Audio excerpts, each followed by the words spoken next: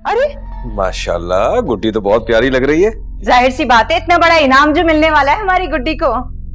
अच्छा गुड्डी बेटा, ये बताओ कि तुम इन पैसों का करोगी क्या? अरे वो क्या करेगी, करेंगे तो हम, जाहिर सी बात है हमें ही देगी, है ना? हाँ। नहीं चची जान, थोड़े से पैसे मैं रख लूंगी और बाकी आपको दे दूंगी, ताकि आप उन पैसों से मेरे पुराने वाले स्कूल में एडमिशन करवा दीजिएगा।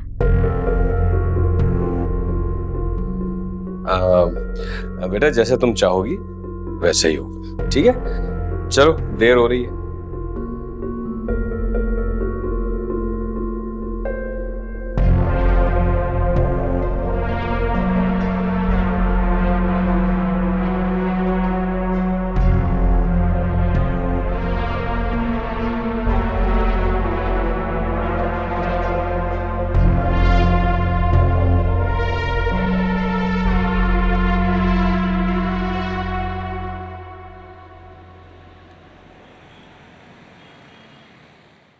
आ जाओ गुड्डी, आओ। भाई आज दिल खुश कर दिया तुमने गुड्डी। आ जाओ बेटा, हाँ। अरे आ गए आप लोग? हाँ बैठो बैठो गुड्डी, इधर आओ।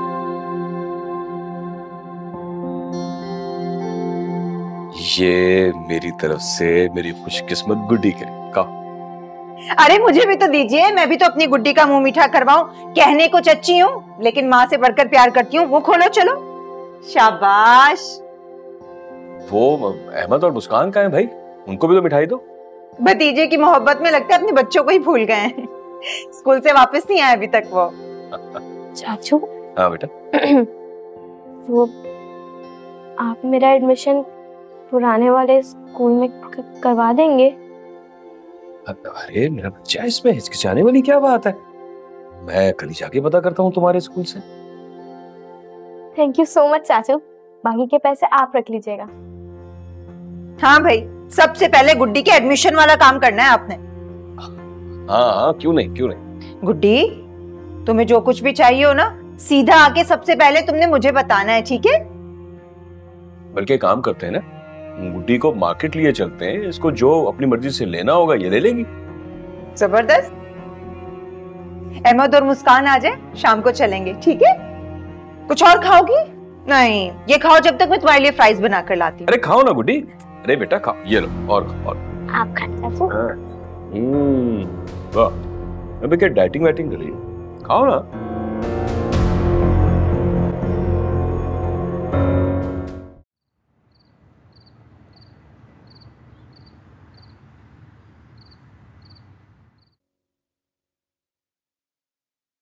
वैसे एक बात तो आपकी माननी पड़ेगी मुझे।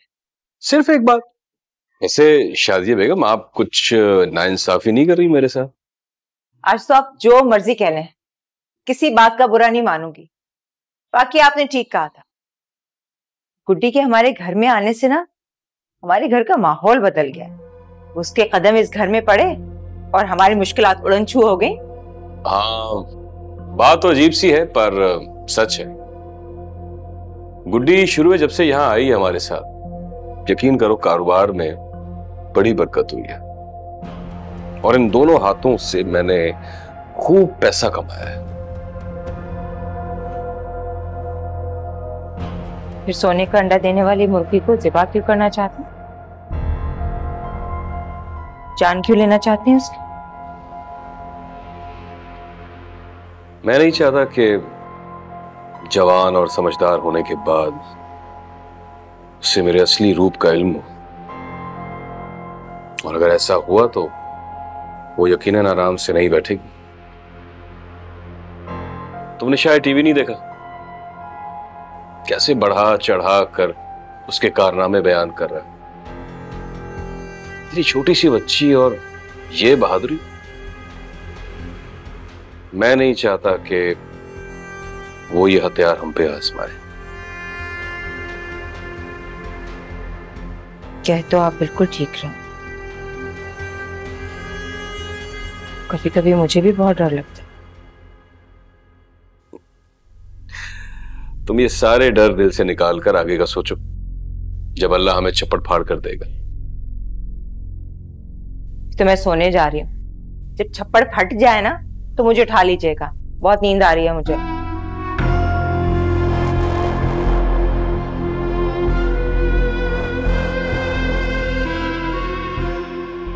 हमारी बिल्ली हम नहीं बनना। जब ये पैसे मिलेंगे ना, बाकी की बात हम तब करेंगे।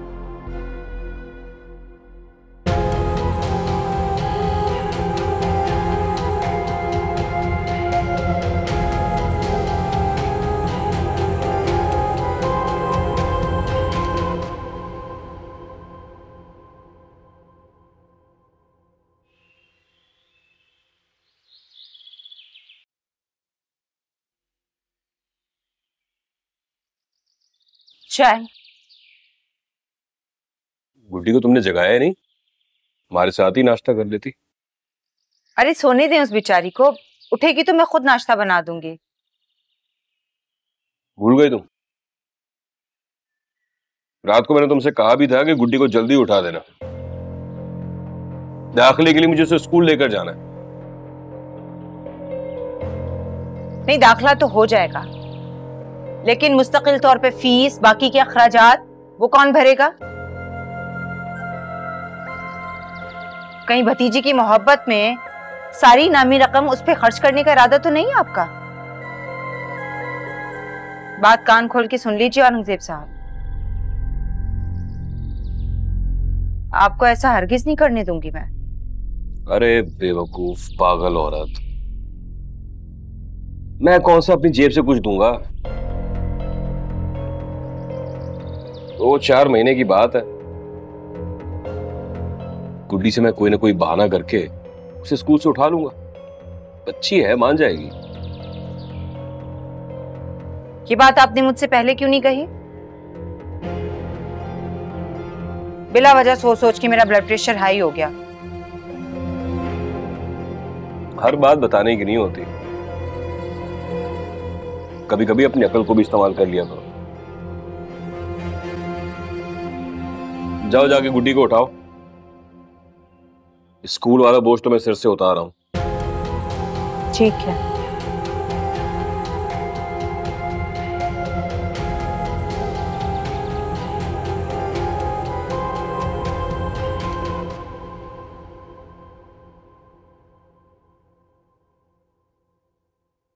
गुड्डी, तुम एकदम स्कूल छोड़कर कहाँ गायब हो गई थी?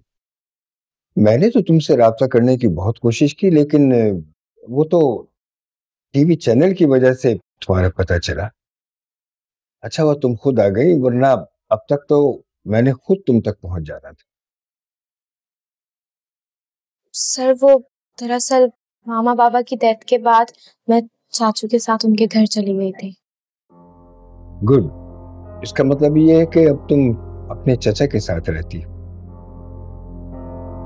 अच्छा ये बताओ कि आजकल तुम कौन से स्कूल में हो और पढ़ाई कैसी जा रही? वो तो सर मैंने एक और अच्छे से स्कूल में इसका गुड्डी का दाखिला करवाया था, तो मैं तो इसकी फरमाइश पे दोबारा इसे आपके पास ले आया हूँ। सर क्या फिर से मुझे स्कूल में एडमिशन मिल सकता है? हाँ हाँ, क्यों नहीं, बिल्कुल मिलेगा। तो बस ठीक है सर, आप वो मुझे फॉर्म दे दें तो मैं इसको भर देता हूँ, तो स्कूल की फीस वगैरह भी बता दें। हाँ, मैं इसी सिलसिले में गुड्डी से मिलना चाह रहा था। भाई गुड्डी हमारे स्कूल की बड़ी होनहार तालबा थी। इसकी बहादुरी की वजह से तो एक बहुत बड़ा गैंग गिरफ्तार हुआ, और इसीलिए स्कूल इंतजामिया गुड्डी को ट्रेस करने की कोशिश कर रही थी।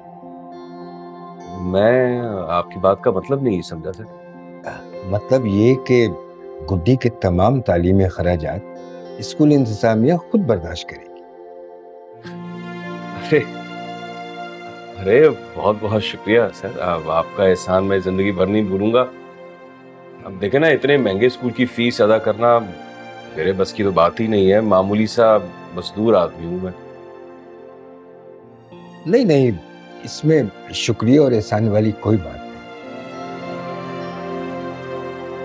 अगर स्कूल इंतजामिया गुड्डी के तालीमी अखराजात बर्दाश्त कर रही है तो इसमें स्कूल का अपना फायदा है। गुड्डी इस मुल्क में बाकी बच्चों के लिए हिम्मत और बहादुरी का सिंबल है, और स्कूल इसकी शोहरत को कैश करवाएगा। और अब गुड्डी की वजह से इस स्कूल में बच्चों के लिए सेल्फ डिफेंस की क्लासेस भी होंगी। और गुड्डी की वजह से हमारे स्कूल को शोहरत मिलेगी और बड़े बड़े घराने अपने बच्चों के एडमिशन के लिए हमारे स्कूल में आएंगे। सर, तो उसका मतलब मैं फिर से स्कूल ज्वाइन कर सकती हूँ? हाँ हाँ, क्यों नहीं, कल से आ जाओ। और इसकी तरफ से आप बिल्कुल बेफिक्र रहें। स्कूल की वैन गुड्डी को रोज घर से लेने और छोड़ने के लिए आएगी। बहुत बहुत शुक्रिया सर, आपका, बड़ी मेहरबानी है आपकी।